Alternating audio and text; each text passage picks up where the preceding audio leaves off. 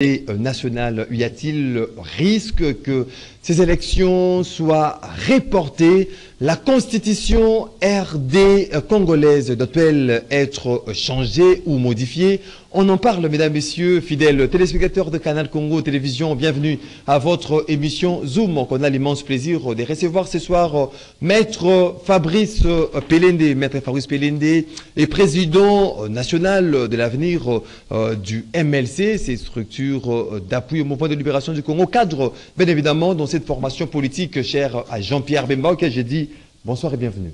Bonsoir très cher Maxime, merci beaucoup pour l'invitation. Je salue les téléspectateurs qui par occasion nous suivent en ce moment. Je salue également la grande équipe qui va nous accompagner. Et comme je l'ai dit toujours, je plaide pour un débat responsable. Un débat responsable, on doit réfléchir sur ces différents problèmes qui se posent avec acuité dans notre société, la République démocratique du Congo. Maître Fabrice Pelende, je rappelle, vous êtes cadre au sein du mouvement de libération du Congo, mise en place de ces bureaux définitifs attendus par tout le monde. Il fallait premièrement attendre de bris de part et d'autre pour enfin que la date soit connue, le 18 mai. Donc on doit connaître le membre définitif du bureau de l'Assemblée nationale. Pensez-vous que cette date sera respectée par rapport à des dénonciations après que le ticket de l'Union sacrée soit présenté à l'opinion? Déjà, vous devez savoir que le peuple attend l'installation de ces bureaux depuis un bon moment, ce qui entraîne aussi un blocage en rapport avec les institutions. Par là, je vais parler du gouvernement. C'est-à-dire que c'est une situation qui doit être faite dans un délai raisonnable et cette date doit être respectée parce que nous sommes allés largement au-delà des attentes du peuple congolais. Parce que l'objectif dans tous les cas ici, c'est servir la population.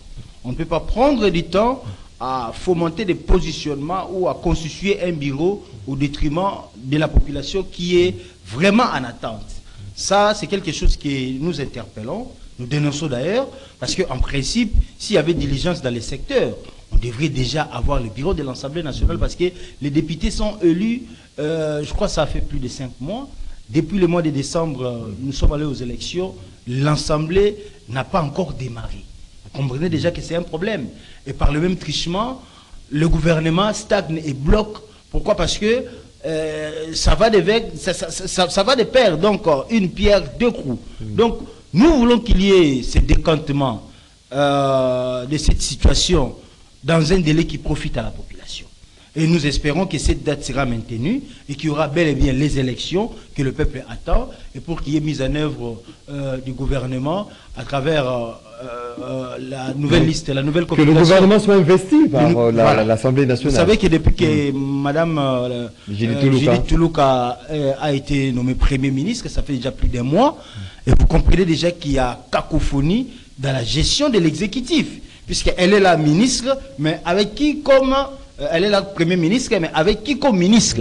Et vous savez, les avantages qui vont avec l'État, c'est pas quelque chose que le peuple a aussi. Jusqu'à ce net moment, c'est l'autre ministre, Sama Lukonde, qui expédie les affaires courantes. Le ministre de Sama Lukonde expédie les affaires courantes, alors que sur le plan juridique, c'est incompatible. On ne peut pas les justifier juridiquement.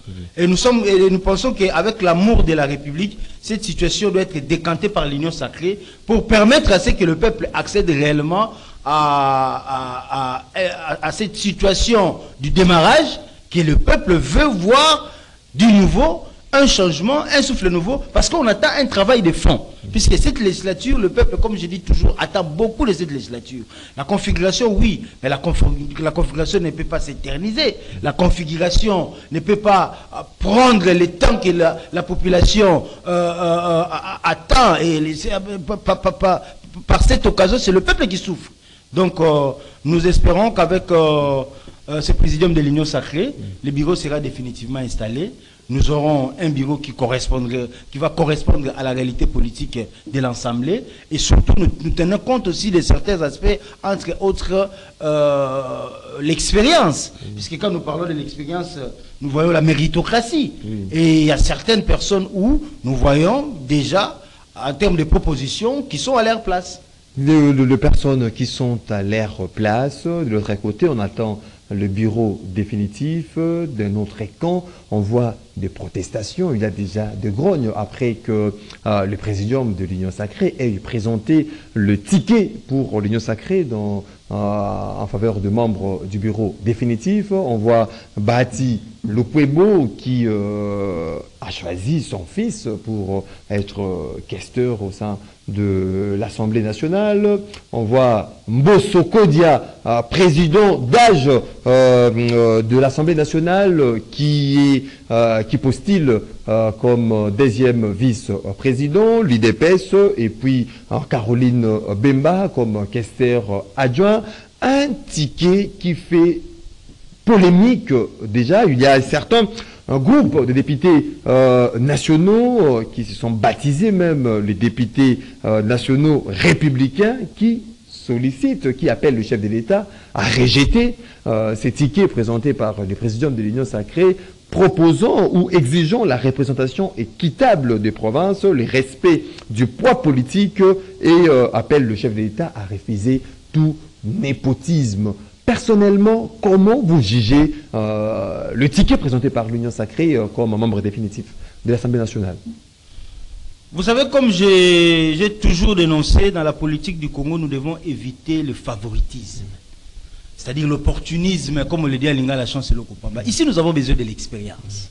Puisque si je dois porter mon avis personnel, qui n'engagera peut-être que moi, la place de M. Serge Bahati ne correspond pas du fait que d'abord, c'est sa toute première fois qu'il soit député. Il venait d'abord d'avoir des problèmes avec, avec la Cour constitutionnelle. La Cour constitutionnelle.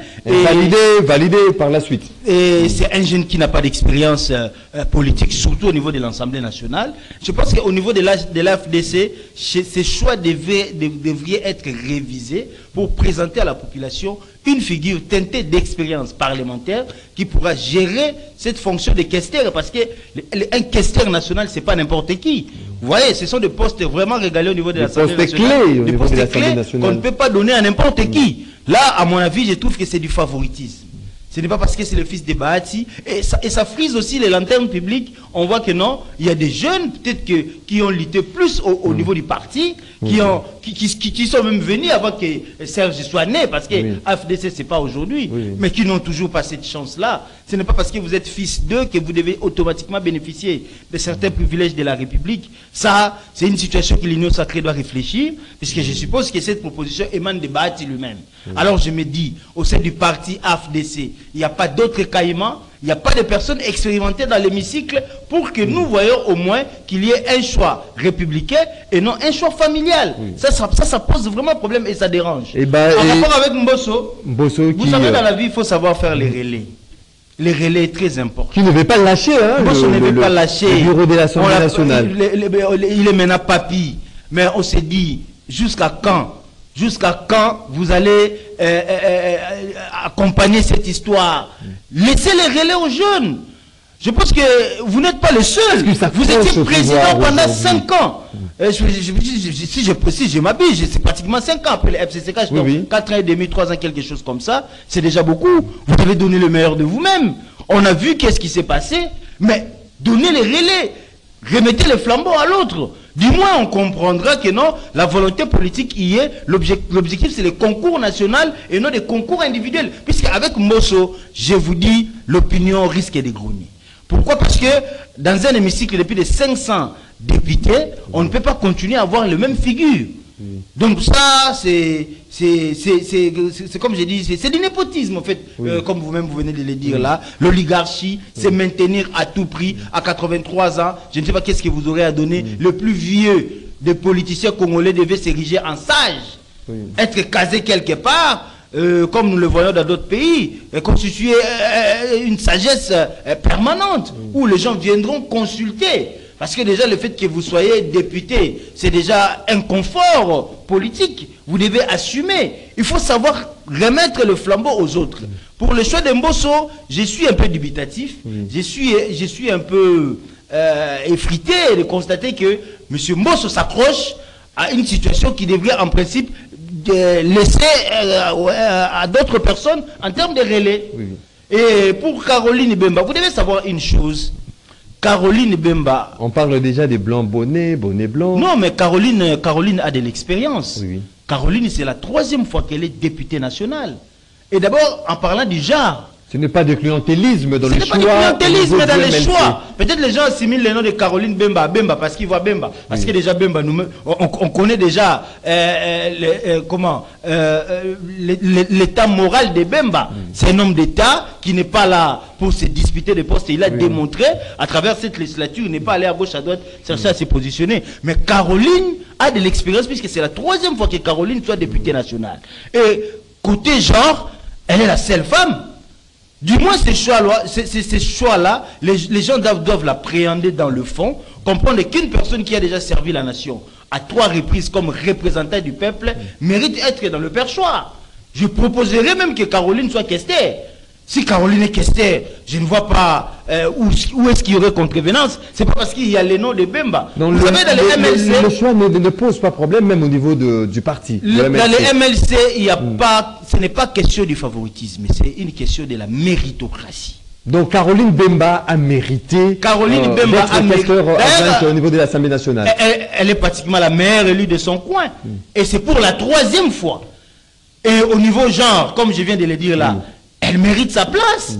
Je pense que le présidium de l'Union sacrée devrait revoir. On ne veut pas mettre en phase des électeurs, des députés, des personnes qui feront l'objet d'une contestation. Mais à la personne de Caroline Bemba, je ne vois pas qui pourra fustiger ses choix. Parce qu'avec l'expérience Caroline a, elle a assisté dans plusieurs compositions parlementaires. C'est comme je dis, elle a de l'expérience. Donc, elle mérite ce poste. D'ailleurs, moi, c'est comme je dis, j'aimerais peut-être qu'elle soit questée. En termes de genre, c'est convenable. Donc, je pense que le choix de Caroline est plausible. Caroline doit susciter l'attention de la population. Que les gens n'assimilent pas Caroline uniquement à Bemba. Caroline a un parcours politique. Elle a un parcours politique vraiment excellent. Elle a un parcours politique qu'aujourd'hui nous pouvons apprécier, puisque déjà dans votre ressort, quand vous êtes reconduit 3 fois, on sent que cette population-là a de l'estime, et je pense que le choix est bien fait pour Caroline, et Caroline mérite d'être là où elle est. Est-ce que ces tickets nécessitent vraiment d'être réaménagés? En principe, au regard de ce que je viens de dire, vous constaterez directement qu'il doit y avoir... On a comme l'impression que celle Caroline... Il doit y avoir réaménagement. Celle Caroline Bemba... Quand même, nous pouvons comprendre que c'est un choix à l'unanime de la majorité. Par rapport à la primaire qui a été organisée... Par rapport à la primaire, Kamer a raflé haut les mains cette présidence. Je pense qu'à ce niveau, il n'y a pas de débat. Mais ce qui fustige, c'est le reste qui accompagne. Même le premier vice-président, le premier président, son choix aussi est plausible et confortable. Je pense que ces choix-là ne peuvent pas être mis en cause. Chilumbaï et Caroline Bemba, donc ce sont de choix qui Chilumbaï, Caroline Bemba sont bien placés, ce sont des bons choix favorable à la gestion du bureau de l'Assemblée nationale, parce qu'on ressent de la méritocratie à travers ces personnes. Ce sont des personnes qui méritent non seulement parce qu'ils sont issus des familles politiques, mais parce qu'ils ont de l'expérience de cet hémicycle et ils apporteront quelque chose. Le choix de Serge Bahati nous fustige le fait que il n'a pas d'expérience politique. Donc le chef de l'État doit rejeter ces... Sorti de nulle part. Oui, l'étiquette doit être rejetée. Oui, l'étiquette doit être rejetée. J'ai même dire qu'il y a eu déjà plus de 200 députés qui ont écrit à Bahati ouvertement de modifier son choix. Le fils, oui, mais ce n'est pas du favoritisme. Ce n'est pas de l'opportunisme. Nous gérons la République. Serge Bahati, c'est purement du favoritisme. À 27 ans, vous voyez questeur de l'Assemblée nationale et vous n'avez jamais été parlementaire. À 27 ans. À 27 ans, vous n'avez jamais été conseiller municipal. Vous n'avez même jamais géré un quartier, même une commune. Je ne sais pas si vous avez déjà travaillé dans le gouvernement, mais on vous bombarde de questeur de l'Assemblée nationale. Il faut savoir, les questions que traite un questeur de l'Assemblée nationale, ce n'est pas le moindre. Mais Kamer, il a de l'expérience, vous n'allez pas le contredire. Kamer a un parcours aujourd'hui, bien qu'il y a beaucoup d'histoires tout autour de lui, mais sur le plan intellectuel, il est aguerri. Et Caroline a de l'expérience, comme j'ai dit, c'est la 3e fois qu'elle est élue députée, et elle est élue massivement. Et je pense qu'elle n'aura rien à démontrer. au niveau du perchoir de l'hémicycle, parce que l'expérience comptera déjà. Donc le choix de Caroline est plausible, est favorable, est un bon choix, mais sauf que le choix de Mbosso et le choix de Serge Bahati, ça pose problème. N'est pas désirable. Ça pose problème. Ça pose problème. En tout cas, c'est l'opinion. Je fais partie de cette opinion et j'exprime ce que l'opinion dit, et il faut toujours écouter la voix du peuple. Quand la voix du peuple parle, c'est toujours un pacha regardant. Maître Fabrice Pelende, vous appelez le chef de l'État à rejeter ces tickets parce qu'il y a certains noms qui fâchent, notamment celui de Christophe Mbosso Diapwanga et de Serge Bahati. Il y a une date qui a été déjà communiquée, le 18, pour l'élection du bureau définitif et l'installation même de ses membres. Donc aujourd'hui, à vous entendre et puis à lire ou à acter les dénonciations de certains députés nationaux, donc est-ce qu'on peut imaginer déjà un report de ces élections ou cette date sera toujours maintenue pour qu'il y ait ces scrutins? Le 18, c'est dans 5 jours. L'Union sacrée, c'est une grosse formation politique. Je pense qu'il y a toujours le temps de revoir les choses. Je pense qu'il y a toujours le temps de revisiter certaines décisions. Si cette place revient à Mbosso, oui, mais que ce ne soit pas lui. Puisqu'en fait de compte, le peuple en aura marre de voir les mêmes personnes qui ont déjà donné à suffisance ce qu'ils ont démontré. Et surtout l'âge de Mbosso frise un peu les lanternes. Parce qu'on se dit qu'il y a des jeunes aujourd'hui qui sont aussi dans l'hémicycle, qui sont aussi détenteurs d'une certaine expérience politique, qui sont dans la famille politique de Mbosso, qui peuvent aussi être à la place de Mbosso. Donc ça, c'est un problème de relais. Mbosso, lui, son problème qui ne veut pas passer les relais, passer les flambeaux. Alors ça, c'est de l'égoïsme politique. Ça, politiquement, le peuple l'accepte. Il pourrait bien laisser ses postes à son secrétaire général, lui qui bien est entendu, bien sûr. CRD. Bien sûr. CRD. Ils ont des hauts cadres politiques. Donnez la chance à ces gens-là. Pourquoi seulement Mbosso? Et pourquoi s'accrocher? Vous avez vu le comportement lors de l'élection du bureau. Oui, oui. Vous voyez le vieux mécontent. On se dit à cet âge-là, qu'est-ce que le vieux regrette? Qu'est-ce qu'il peut regretter Mbosso à cet âge-là? Et aller jusqu'à faire le forcing, devenir toujours vice-président de l'Assemblée nationale. Mais attends, deuxième vice-président. Deuxième vice-président, mais attendez, c'est excessif. C'est pas bon. C'est pas bon. Il faut penser à la population, il faut penser à l'image du pays, il faut penser à ce que le peuple ressentira. Donc pour vous, on ne peut pas gérer des personnes qui vous trouvent indésirables sur le fait que vous êtes en désuétude, vous êtes obsolète, vous êtes dépassé. Qui est déjà obsolète, dépassé? Non mais c'est Mbosso, c'est clair.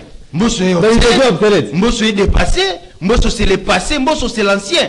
Mbosso on remontera jusqu'à 1960, 70, 80. Mbosso était déjà là.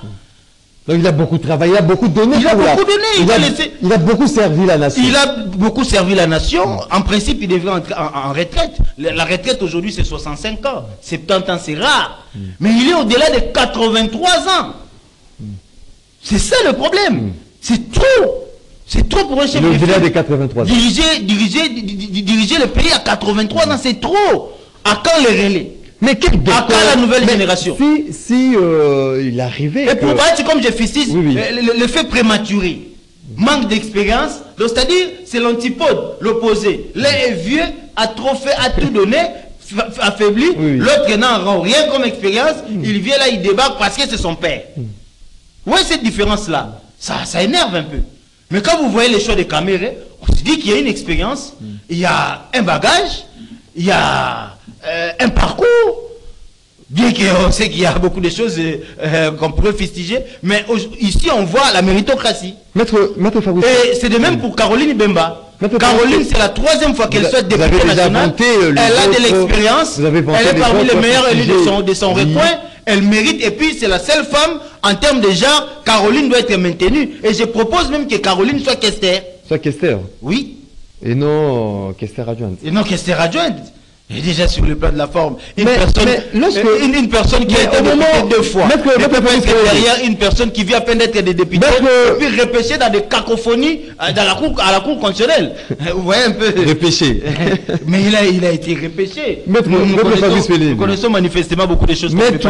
Maître Fabrice Pelende, si aujourd'hui il arriverait que ces tickets soient passés, c'est-à-dire le ticket tel que présenté par le président de l'Union sacrée soit passé au niveau de l'Assemblée nationale, quel est le décor que l'Union sacrée, qui aujourd'hui c'est majorité au niveau de l'Assemblée nationale, qui doit diriger aussi le pays, quel décor est en train de planter l'Union sacrée? Est-ce que ce sera un décor des contestations, un décor des dénonciations, un climat vraiment, je ne sais pas si un climat malsain qui va déjà s'ériger au niveau de l'Assemblée nationale, ou bien on est en train de se mettre sur de bases nouvelles qui pourront décoller notre pays? Vous savez, là c'est une proposition de l'Union sacrée qui a constitué son bureau. Mais il reste que ces gens-là soient élus. Qui vont les élire, ce sont les députés. Et ces députés-là ne sont pas des dindons de la farce. Ils ne sont pas venus chauffer des sièges. Ils sont consciencieux. Ils voient. Parce que c'est que nous, les scénarios que nous évitons, les candidats de l'Union sacrée soient débutés par vote. Ça sera une honte. Ça sera un échec plutôt consommé.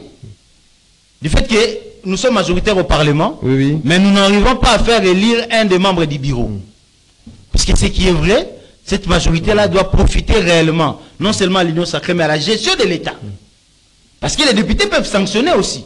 Puisque quand je vous parle ici déjà de 200 signatures, c'est pas mal de choses. Les républicains. Les républicains. Sont-ils réellement des républicains? Ces députés nationaux-là ne sont pas des bourgs, ce sont des personnes réfléchies. Sont-ils des républicains? Qu'est-ce que Mbosso va leur donner? C'est aussi par rapport à leurs propres intérêts. Parce qu'ils ne proposent rien en fait. À moins qu'ils soient là pour le favoritisme. Lorsqu'ils appellent le chef de l'État à rejeter le ticket, mais exigent qu'il y ait la représentation équitable des provinces. Est-ce que vous remarquez déjà les contenus par rapport à ce qu'ils exigent? Est-ce que sont-ils réellement de députés républicains qui veulent le changement, ou bien toujours rester par rapport au partage des postes de manière équilibrée, équitable? La représentation est constitutionnelle.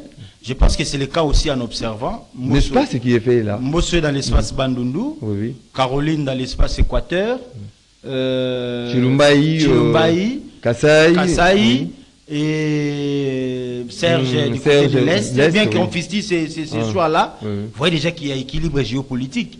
Mais le problème, c'est que les choix émis ne correspondent pas à la volonté ou bien ne reflètent pas la vision du fait que c'est le peuple qui doit être servi et non des personnes et des familles. C'est ça le problème. Sur le plan géopolitique, il n'y a pas de débat. Il n'y a pas de débat. Il n'y a pas de débat sur le plan géopolitique. Donc leurs motivations ne sont pas fondées de ces mais républicains. Si c'est ça leur soubassement, ces députés nationaux, je pense que c'est pas fondé, c'est ça l'objet, parce que nous venons de démontrer ici que la représentativité nationale y est, l'Est, l'Ouest, Nord, Sud. Mais ici, le problème est au niveau de la méritocratie à travers un bureau qui reflètera réellement des personnes qui méritent. Des personnes teintées d'expérience qui apporteront quelque chose. Parce que cette législature est très importante du fait que le peuple attend beaucoup, non seulement de l'Assemblée à travers des lois qui vont amener le peuple au devant du développement, des lois qui vont nous sortir dans cet abîme où nous avons le clientélisme et le favoritisme à travers des élections où il y a cumul de mandats. Nous voulons que ces lois-là, des lois organiques telles que la loi électorale, soient modifiées, qu'il n'y ait plus de cumul de mandats. On ne peut postuler qu'à un seul poste et laisser la place aux autres, puisque cette histoire, je pense que c'est la dernière législature que cette histoire se passe. On peut arriver à ce niveau. Mais c'est la loi de réglementer un peu les choses. C'est la loi de notre pays, on peut la modifier comme nous voulons. Revisiter une loi organique, c'est constitutionnel. Mais d'ailleurs, ce sont des lois qui ont même été révisées plusieurs fois. On ne peut pas continuer dans le même mal du moment où nous constatons qu'il y a cacophonie, il y a blocage, il y a déséquilibre des chances, il n'y a pas équité. Puisque cette loi électorale, impérativement, doit faire l'objet d'une priorité.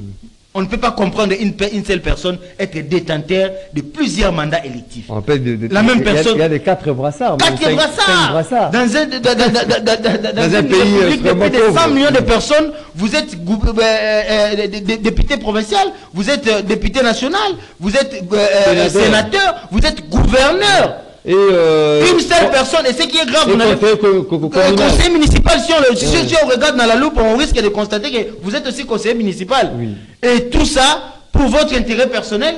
Et ce qui est plus grave, vous n'allez même pas siéger là, vous allez mettre des tentes, la famille. Mais écoutez, la République n'est pas un gâteau. Je pense que ça, c'est la première des priorités que les députés doivent se pencher dans cette législature. Modifier d'abord cette loi électorale. Vous savez pourquoi j'insiste sur la loi électorale? Parce que les représentants du peuple doivent être teintés, revêtus d'une certaine légitimité pour produire des lois. Parce qu'on ne peut pas demander aux personnes qui font l'objet d'une contestation ou d'une mise en cause de légitimité de produire une loi ou bien de revisiter une loi. Il y aura un soubassement illégitime.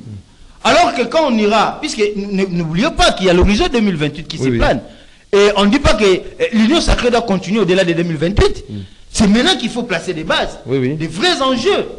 Parce que le pouvoir politique ne s'arrache pas, ne se laisse pas avec des mandats, il faut laisser les traces. Quelle image la République aura de voir que ces mêmes personnes-là, sur leur vote, ce sont des familles. C'est un problème majeur. Un problème majeur, c'est un problème majeur, donc c'est ça que nous parlons de l'oligarchie que nous déplorons ici, et le despotisme. Donc, dans notre République, ça doit cesser. Merci beaucoup, maître Fabrice Pelende, mais j'aimerais que, tellement qu'on nous signale là, on s'avance lentement, mais sûrement vers la fin de cette émission. Maître Fabrice Pelende, Constitution RD congolaise, ça fait débat après justement que le chef de l'État, Félix Tshisekedi, ait échangé avec la diaspora congolaise. Est-ce une nécessité, une urgence que la Constitution soit changée, modifiée ou doit rester comme telle? Vous devez savoir que la Constitution, c'est l'idée du droit d'un peuple. Et la Constitution, c'est la volonté du peuple. Mais la Constitution aussi place des limites. Parce qu'il ne faut pas confondre la modification de la Constitution et la révisitation de la Constitution et l'amendement de la Constitution. C'est trois concepts juridiques différents qui chacun a son sens juridique propre. Mais déjà nous sommes à l'état d'urgence, l'état de siège. L'article 219 l'interdit. C'est très difficile dans le contexte actuel d'aller modifier la Constitution parce que c'est la guerre. Bien que la guerre n'a pas été déclarée, mais il y a l'état de siège qui a été institué. Vous voyez déjà, la Constitution nous bloque. Ça pose déjà un problème. Mais il y a certains articles de la Constitution qui peuvent faire l'objet d'une révisitation parlementaire par les députés. Puisque nous savons qu'il y a des articles qui dérangent. Oui. Entre autres, nous parlons aussi ici du suffrage. On était à deux tours, nous sommes rentrés à un seul tour. Le suffrage est amoindri. C'est-à-dire que la force probante d'une victoire n'est pas établie. Du fait qu'à un seul concours, vous êtes président. Il faut revenir à des tours. Et deuxièmement, l'article 217, l'abandon partiel. Puisque je sais que l'article qui pose problème. De votre parti. L'article 217, l'abandon partiel de notre souveraineté pour l'intérêt panafricain. Oui. C'est un article qu'il faut abroger. Ça ne demande pas une modification de la Constitution. Il suffit que les parlementaires se réunissent et on abroge ça. Nous avons la majorité. Et la fin des mandats du président de la République, l'article 70, doit être clairement élucidée. À la fin, vous déposez, c'est ceci, tel scénario va se passer, qu'il soit clair. Oui. On ne veut plus vivre les scénarios de 2016 de Kabila. Vous voyez tous ces éléments-là, modifier ça. Kabila a respecté là. Non, Kabila n'a pas respecté. Kabila a le mandat. Non, s'il vous plaît. Il a fait des mandats. Ne trompez pas l'opinion, ou bien n'embrayez pas l'opinion. Kabila, le mandat finissait en 2016. Mais Kabila est parti en 2018. Quel est le mécanisme constitutionnellement juridique qui l'a permis à glisser? Il n'y en a pas. Nous avons tous violé la Constitution. Il a parlé de... Ce sont des articles qu'il faut revoir. Ce n'est pas le moyen pour organiser des élections. Ce sont des articles qu'il faut revoir. Ça fait que Kabila puisse s'éterniser, en fait. Bon, moi je déplore ce qui est mal dans la Constitution. Vous avez encore l'article 51 qui parle de la minorité ethnique. Je ne sais pas, est-ce qu'au Congo il y a des minorités ethniques? Il parle même de la promotion, de la protection de la minorité ethnique, qui est une priorité constitutionnelle. Donc les Bayaka ne sont pas une priorité. Les Basuku, les Banande. Il faudra protéger, une minorité que vous sous-entendez quand je parle de ça. Laquelle cette minorité? Mais de tout Nyamuleng. Pourquoi ils peuvent se retrouver dans cette constitution et seulement? Dans la constitution, il y a seulement cette minorité. Mais écoutez, c'est le français, c'est sous-entendu. Oui, oui. Qui est la minorité qui s'est dit marginalisée? Et cette minorité n'a même pas de terre. Soyons clairs, c'est notre pays, disons la vérité. Mais c'est dans notre constitution, enlevez ça. C'est ce qui pose problème, c'est ce qui engendre des guerres. Parce que même quand nous allons dans des coopérations internationales, on nous brandit ces articles. Ça se trouve dans votre texte. Dans le texte, ces histoires-là existent. Mais comment vous venez ici réclamer, voilà, telle minorité pose problème? Mais vous êtes censé les protéger. Non, est-ce qu'il faudrait changer maintenant? Changer, l'article, c'est réviser l'article 78, là où nous sommes aujourd'hui. Oui, oui. Pour qu'il y ait mise en place du gouvernement, il faut 6 mois. C'est l'article 78, allez lire. Il faut 1 mois pour l'informateur, il faut tout ça, il faut tout ça. Nous sommes à 6 mois sans gouvernement. Et c'est parce que l'article 78 le permet. Une longue procédure. Une longue procédure institutionnelle. Pour rien. Alors qu'au lendemain des élections, on doit directement avoir un bureau. On doit directement avoir un gouvernement. On doit directement tout avoir à moins d'1 mois et commencer le travail. Pourquoi personne ne s'agace? Pourquoi personne ne va faire des accusations à l'autre? Parce qu'on sait que c'est la Constitution. C'est un problème. Et c'est un problème majeur. Et je parle encore de l'article 71, comme je venais de le dire, en rapport avec les suffrages, équité dans les élections. Cet article se rapporte à la loi organique où je parlais ici de l'équité électorale, le non-cumul des mandats électifs.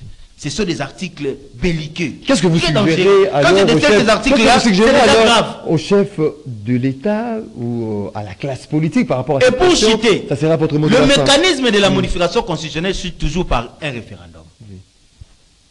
Le référendum, c'est presque les élections. Qui nous voit dans les 5 ans aller au référendum?